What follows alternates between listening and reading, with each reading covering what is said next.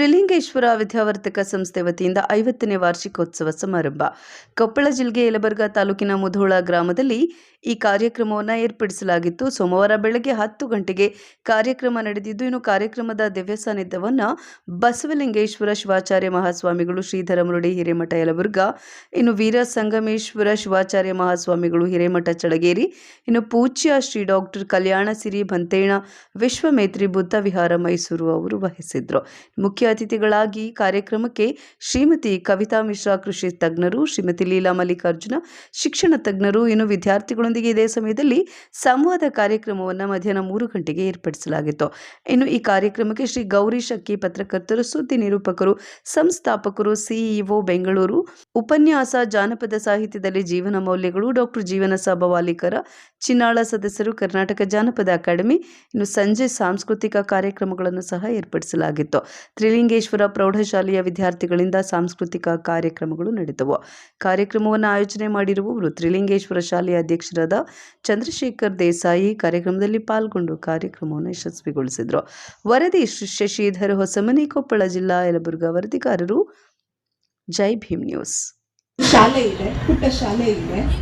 ಕಳೆದ 3 ವರ್ಷಗಳ ಹಿಂದೆ ನನ್ನ ಶಾಲೆಯಲ್ಲಿ ನಡೆದಿರುವಂಥ ಘಟನೆ ಇದು. ತಾವೆಲ್ಲರೂ ಈ ಘಟನೆಯನ್ನ ದೃಶ್ಯ ಮಾಧ್ಯಮಗಳಲ್ಲಿ, ಪತ್ರಿಕೆಗಳಲ್ಲಿ ಓದಿರ್ತೀರಾ, ನೋಡಿರ್ತೀರಾ. ಜೂನ್ಗೆ ನಮ್ಮ ಶಾಲೆ ಶುರುವಾಯಿತು. ನನ್ನ ಶಾಲೆಯ ಒಬ್ಬ ವಿದ್ಯಾರ್ಥಿ ಸುಹಾಸ್ ಚೌಧರಿ ಅಂತ ಹೇಳಿ 3ನೇ ಕ್ಲಾಸ್ ಓದುವಂಥ ವಿದ್ಯಾರ್ಥಿ. ಜೂನ್, ಜುಲೈ 2 ತಿಂಗಳು ಶಾಲೆಗೆ ಬಂದ. ಆಗಸ್ಟ್ ಅಲ್ಲಿ ಶಾಲೆಗೆ ಬರಲಿಲ್ಲ. ನಾವೆಲ್ಲ ಖಾಸಗಿ ಶಾಲೆಯವರು ಮಗು ಶಾಲೆಗೆ ಬಂದಿಲ್ಲ ಅಂದ ತಕ್ಷಣ ಪಾಲಕರನ್ನ ಸಂಪರ್ಕ ಮಾಡ್ತೇವೆ. ಯಾಕೆ ಬಂದಿಲ್ಲ, ಏನಾಯ್ತು ಅನ್ನುವಂಥ ಸಂಪರ್ಕ ಮಾಡಿದಾಗ ಪಾಲಕರು ಹೇಳಿದ್ರು, ಇಲ್ಲ ಅವನಿಗೆ 2 ಕಿಡ್ನಿ ಫೇಲ್ ಆಗಿಬಿಟ್ಟಿದೆ, ಅವನ ಆರೋಗ್ಯ ಸ್ಥಿತಿ ತುಂಬಾ ಗಂಭೀರ ಆಗಿದೆ, ಹಾಗಾಗಿ ಶಾಲೆ ಕಳಿಸ್ಲಿಕ್ಕೆ ಆಗೋದಿಲ್ಲ. ಆದರೆ ನಮ್ಮಲ್ಲಿ ಒಂದೇ ಒಂದು ವಿನಂತಿ ಇದೆ, ಅವನಿಗೆ ಶಾಲೆ ಬಗ್ಗೆ ತುಂಬಾ ಆಸಕ್ತಿ ಇದೆ, ಓದಿನ ಬಗ್ಗೆ ತುಂಬಾ ಆಸಕ್ತಿ ಇದೆ, ಅವನಿಗೆ ಹೋಮ್ವರ್ಕ್ ಆದ್ರೂ ಹಾಕಿ ಕಳಿಸಿ, ದಿನನಿತ್ಯ ಮನೇಲಿ ಕೂತ್ಕೊಂಡು ಹೋಮ್ವರ್ಕ್ ಮಾಡ್ತಾನೆ ಅಂತ ಪ್ರಾರ್ಥನೆ ಮಾಡಿದ್ರು. ಆಗ್ಲಿ ಅಂತ ನಾವು ಕೂಡ ಆ ಮಗುವಿನ ನೋಟ್ಬುಕ್ಕಲ್ಲಿ ಹೋಮ್ವರ್ಕ್ಗಳನ್ನ ಹಾಕಿ ಕಳಿಸ್ತಾ ಇದ್ವಿ. ಒಂದು 4 ದಿನಗಳಲ್ಲಿ ಆ ಹುಡುಗನ ಆರೋಗ್ಯ ಸ್ಥಿತಿ ತೀರಾ ಬಿಗಡಾಯಿಸ್ತು. ಡಾಕ್ಟರು ಹಾಸ್ಪಿಟಲಿಂದ ಮನೆಗೆ ಕಳಿಸ್ಕೊಟ್ಬಿಟ್ರು. ಅವನ ದೇಹದ ಎಲ್ಲ ಅಂಗಾಂಗಗಳು ವೈಫಲ್ಯ ಆಗೋಗಿದೆ, ಆಗೋ ಈಗೋ ಅನ್ನೋ ಹಾಗಿದ್ದಾನೆ. ಆ ಮಗುನ ನೀವು ಮನೆಗೆ ಕರ್ಕೊಂಡು ಹೋಗೋದು ವಾಸಿ ಅಂತ ಹೇಳಿ ಆಸ್ಪತ್ರೆಯಿಂದ ಮನೆಗೆ ಕಳಿಸ್ಕೊಟ್ರು. ಆಸ್ಪತ್ರೆಯಿಂದ ಮನೆಗೆ ಬಂದಿರೋ ಮಗು ಅಪ್ಪ ಅಮ್ಮ ಮಗು ತೀರಾ ಇನ್ನೇನು ಈ ಕ್ಷಣ ತನ್ನ ಉಸಿರು ನಿಲ್ಲಿಸ್ಬೋದು ಅಂತ ಹೇಳಿ ಬಂದು ಬಳಗ ಎಲ್ಲರೂ ಬರ್ತಾ ಇದ್ದಾರೆ, ಅಳ್ತಾ ಇದ್ದಾರೆ, ಮಗು ನೋಡ್ತಾ ಇದ್ದಾರೆ. 1 ವಾರ ಆಯಿತು, 10 ದಿನ ಆಯಿತು. ಮಗು ಒಂದಿಷ್ಟು ಎಚ್ಚರ ಇಲ್ಲ, ಸ್ಥಿತಪ್ರಜ್ಞೆಯಲ್ಲಿಲ್ಲ, ಎಲ್ಲ ಅಂಗಾಂಗಗಳು ನಿಷ್ಕ್ರಿಯ ಆಗಿದೆ, ಆದರೂ ಮಗು ಜೀವಂತವಾಗಿದೆ. ಆಗ ಬಂದಿರೋ ಬಂಧುಗಳು ಹೇಳಿದ್ರು, ಈ ಹುಡುಗ ಜೀವ ಯಾವುದಾದ್ರೂ, ನಾವು ಹೇಳ್ತೀವಲ್ಲ ಜೀವ ಉಳ್ಕೊಂಡಿದ್ಯಾ ಅಂದ್ರೆ ಜೀವ ಯಾವುದಾದ್ರಲ್ಲಿ ಇಟ್ಟಿದ್ಯಾ ನೋಡಿ ಅಂತ ಹೇಳಿ ಅವ್ರ ಅಪ್ಪ ಅಮ್ಮನ ಹೇಳಿದ್ರು. ಈ ಹುಡುಗನ ಜೀವ ಎಲ್ಲಾದ್ರೂ ಇಟ್ಟಿದೀಯ ನೋಡಿ, ಏನಾಗ್ತಾ ಇದೆ ನೋಡಿ, ಅವ್ನು ಏನಾದ್ರೂ ಬಹಳ ಇಷ್ಟಪಡೋದೇನಾದ್ರೂ ಮನಸ್ಸಿಗೆ ಹಚ್ಕೊಂಡಿದ್ದಾನ ನೋಡಿ ಅಂದ ತಕ್ಷಣ ಅವ್ರ ಅಪ್ಪ ಅಮ್ಮನಿಗೆ ತಟ್ಟಂತ ತಲೆ ಬಂತು. ಅವನಿಗೆ ಶಾಲೆ ಅಂದ್ರೆ ಬಹಳ ಇಷ್ಟ, ತನ್ನ ಸ್ನೇಹಿತರು ಅಂದ್ರೆ ಬಹಳ ಇಷ್ಟ, ಮೋಸ್ಟ್ಲಿ ಅದಕ್ಕೇನಾದ್ರೂ ಅವ್ನ ಜೀವ ಇಟ್ಕೊಂಡಿದ್ದಾನೋ ಏನೋ ಅಂತ ಅಪ್ಪ ಅಮ್ಮ ಒಂದು ಕಾರಲ್ಲಿ ಶವದ ಸ್ಥಿತಿಯಲ್ಲಿರುವಂತ ಮಗುವನ್ನ ಹಾಕೊಂಡು ನಮ್ಮ ಶಾಲೆಯ ಕಾಂಪೌಂಡ್ ಸುತ್ತ ಕಾರಲ್ಲಿ ಆ ಮಗುವನ್ನ ಇಟ್ಕೊಂಡು ತಿರುಗಾಡ್ತಾ ಇದ್ರು. ನನ್ನ ಯಜಮಾನ್ರು ಯಾವ್ದಿದು ಕಾರು ನನ್ನ ಶಾಲೆ ಸುತ್ತ ತಿರುಗಾಡ್ತಾ ಇದೆ ಅಲ್ಲ, ಯಾವ್ದಿದು ಅಂತ ಹೋಗಿ ನೋಡಿದಾಗ ಹಿಂದಿನ ಸೀಟಲ್ಲಿ ಶವದಂತೆ ಮಲಗಿರುವಂತಹ ಜೀವಂತ ಮಗುವನ್ನ ಇಟ್ಕೊಂಡಿರುವಂತಹ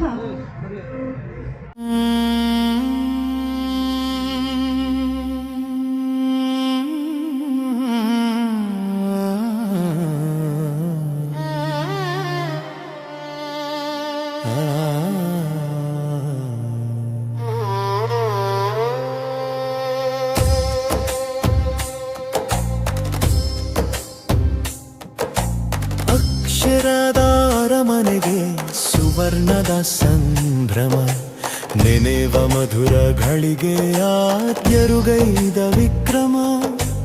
ಅಕ್ಷರದ ಅರಮನೆಗೆ ಸುವರ್ಣದ ಸಂಭ್ರಮ.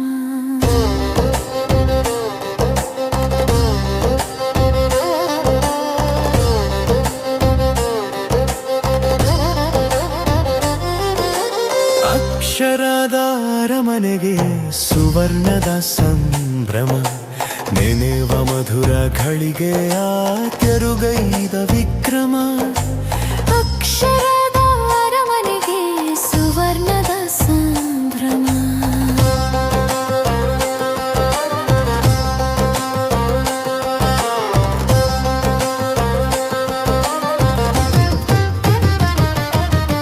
ಧಣಿಗಳ ಮನೆಯ ಪುಣ್ಯದ ಫಲ ಪುರದ ಪ್ರಮುಖರ ಬೆವರಿನ ಛಲ ವಿದ್ಯಾವಾಹಿನಿಯ ಕಂಡಿತು ಈ ನೆಲ ಧನ್ಯತೆ ಪಡೆಯಿತು ಮಕ್ಕಳ ಸಂಕುಲ ಅಕ್ಷರದ ಅರಮನೆಗೆ ಸುವರ್ಣದ ಸಂಭ್ರಮ ನೆನೆವ ಮಧುರ ಘಳಿಗೆಯ ತೆರುಗೈದ ವಿಕ್ರಮ ಅಕ್ಷರದ ಅರಮನೆಗೆ ಸುವರ್ಣದ ಸಂಭ್ರಮ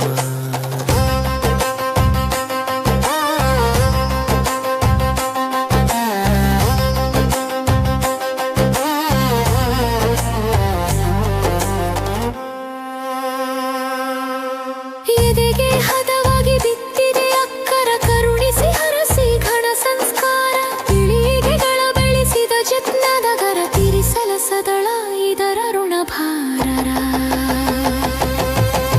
ಅಕ್ಷರದ ಅರಮನೆಗೆ ಸುವರ್ಣದ ಸಂಭ್ರಮ ನೆನೆವ ಮಧುರ ಘಳಿಗೆಯ ತೆರುಗೈದ ವಿಕ್ರಮ ಅಕ್ಷರದ ಅರಮನೆಗೆ ಸುವರ್ಣದ ಸಂಭ್ರಮ